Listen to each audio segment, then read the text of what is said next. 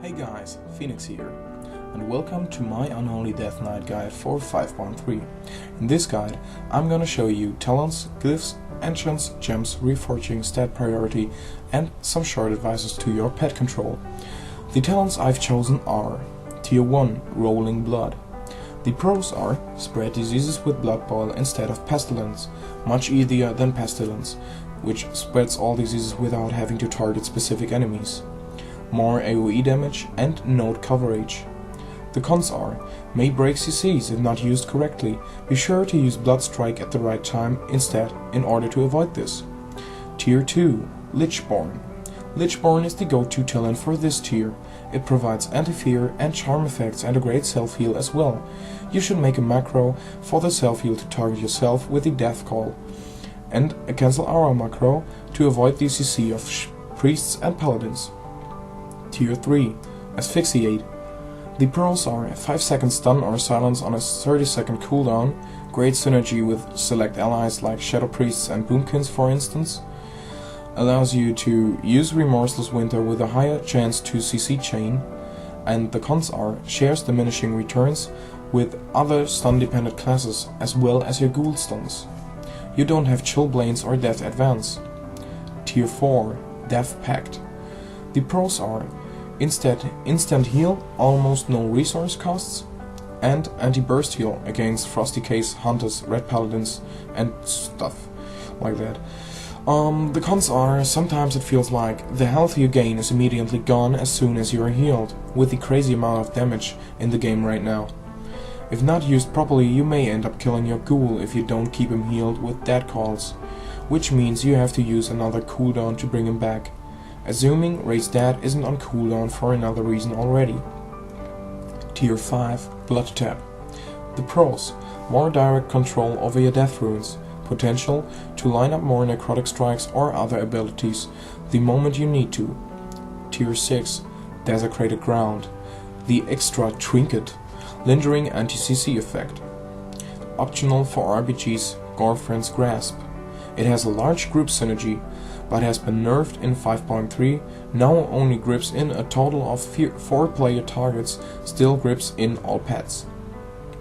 Theoretically, still the best option in RPGs anyway, but it may give some leeway in certain team combos to choose Desecrated Ground instead.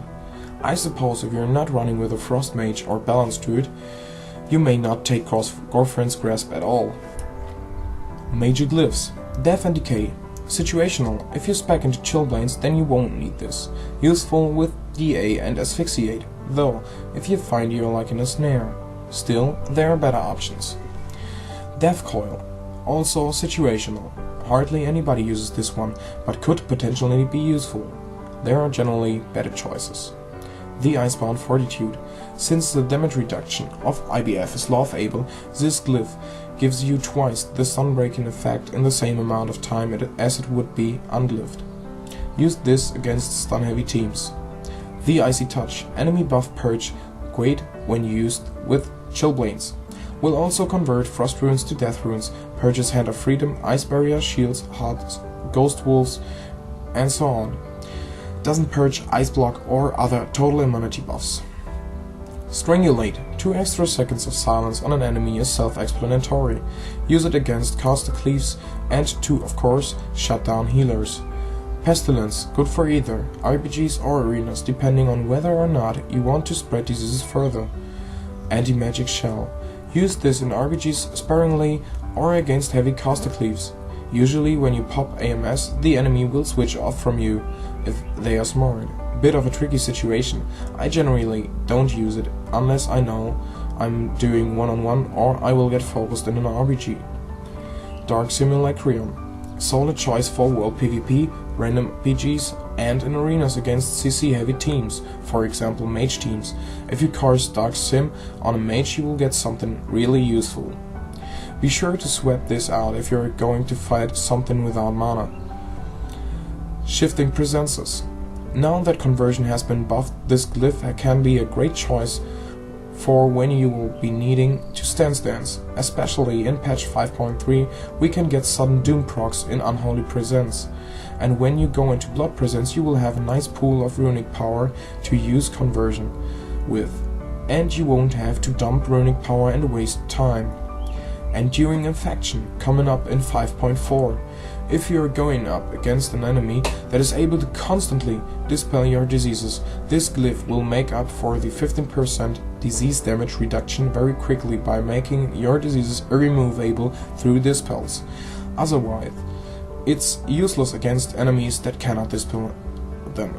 Next up, Minoglyphs. The Resilient Grip. Avoid setting off the cooldown of Death Grip if enemy is immune. And Death Embrace, runic power refund when you need to heal your ghoul, and you will. The third Minoglyph option is completely up to you. Step Priorities and Reforge. 3% hit needed to not fail on melee attacks. Then 3% Expertise. Expertise has also become spell hit. You should make sure to get this 3% in order to not miss your death calls. Then Strength, Haste, Mastery and Crit. Gems. Prismatic, any color. Bold Primordial Ruby. The red one. Bold Primordial Ruby. Yellow Skillful Vermilion Onyx and blue Tense Imperial Amethyst. For the meter, you should prefer Reverberating Primal Diamond or Trinical Primal Diamond. Enchants. Shoulder Greater Tiger Fang Inscription. Back Superior Critical Strike. Chest Glorious Stats or Super Resilience.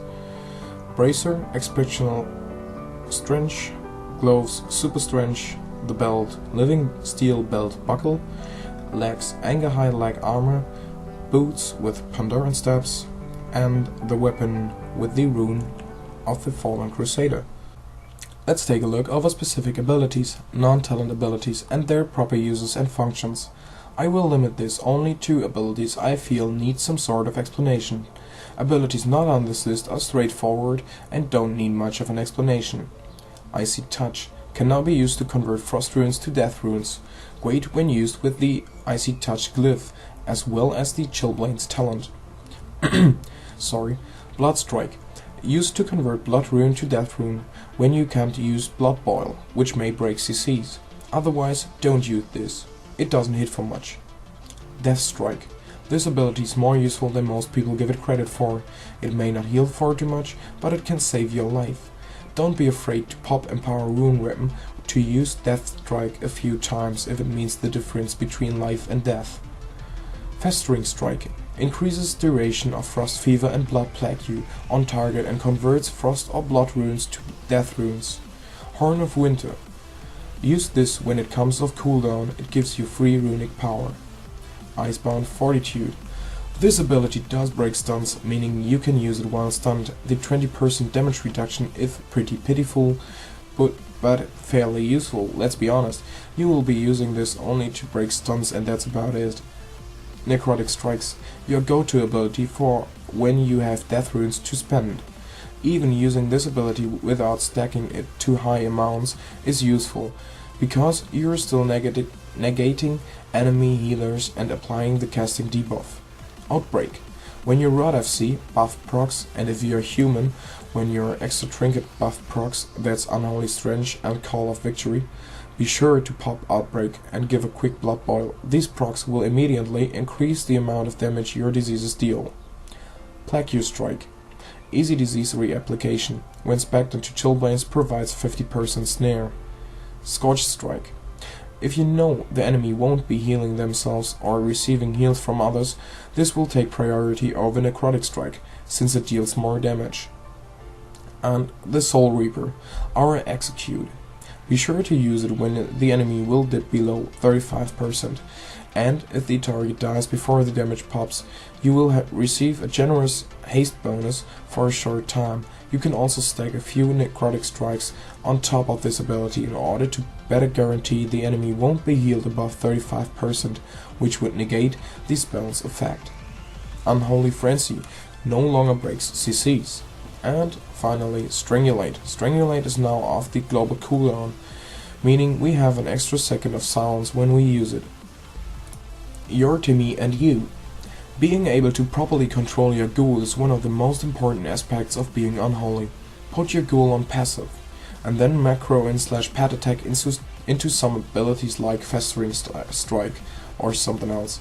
By doing this, your pet won't just run off to attack an enemy randomly, but will only do so if you use these abilities. An example of useful pet control would be anticipating a mage's Frost Nova. You command your pet to move away from the mage. You get novid, but your pet is free to charge at the mage to continue to damage him or to stun him, or interrupt a cast if the ghoul is affected by dark transformation. And another advice would be, simply keep an eye on your ghoul's health. They can die very quickly now, but can be healed easily by tossing them a death coil heal with the following macro. Be sure to have the mana glyph of Death's Embrace to go along with this. Yeah, I hope I were able to help you. I'm sorry if I pronounced something wrong. English is not my native language, as you may assume.